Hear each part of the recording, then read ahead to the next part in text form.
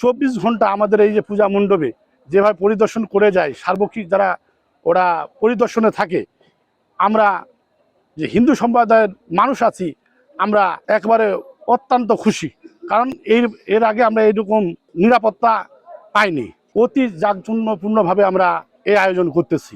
আমি এই যে আমাদের উদয়পুরের কমিটির পক্ষ থেকে বিশেষ করে আমাদের যে এবারকার আইন শৃঙ্খলা পরিস্থিতি অন্যান্য বছরের চেয়ে এবারে আমাদের অনেক উন্নতি।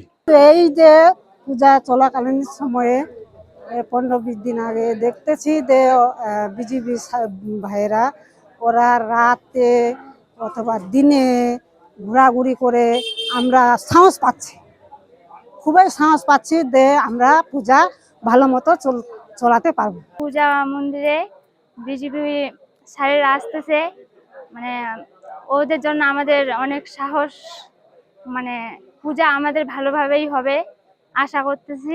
আমাদের মাঝে কোনো আতঙ্ক কাজ করতেছে না, আমাদের মাঝে আমরা যে অনুষ্ঠান করতে আরো উৎসাহিত হচ্ছি এবং আমরা আপনাদের সহযোগিতায় অনুষ্ঠানটাকে আরো জাঁকজমকপূর্ণ করার জন্য অনুপ্রাণিত হচ্ছি। প্রতিটি মণ্ডপে যে নিরাপত্তা দিচ্ছে আমাদের কোনো ভয় ভিত্তি নাই।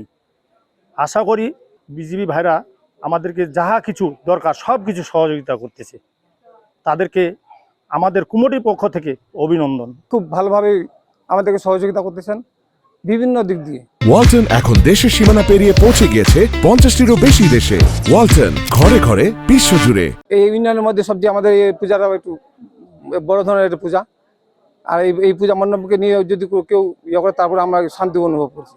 আশা করি গত কয়েকদিন ধরে যেভাবে শান্তিপূর্ণ পরিবেশ বজায় আছে, আগামী কয়েকদিন আগামী শেষ পর্যন্ত এই শান্তি পরিবেশ বজায় থাকবে আমি আশা করি, এবং বিজেপি ভাইদেরকে আমি এইভাবে ধন্যবাদ জানাই। পূজা উপলক্ষে আমাদের বর্ডার গার্ড বাংলাদেশ টহল দল ঠাকুরগাঁ জেলার সীমান্তবর্তী এলাকার 69টা পূজা মণ্ডপের সার্বিক নিরাপত্তার জন্য 24 ঘন্টা কাজ করে যাচ্ছে। বর্ডার গার্ড বাংলাদেশ সীমান্তের নিরাপত্তা এবং আস্থার প্রতীক হিসাবে সীমান্তের মানুষের সার্বিক নিরাপত্তার জন্য আমাদের সদস্যগণ সবার পাশে আছে এবং সার্বিক নিরাপত্তার জন্য সবসময় কাজ করে যাচ্ছে।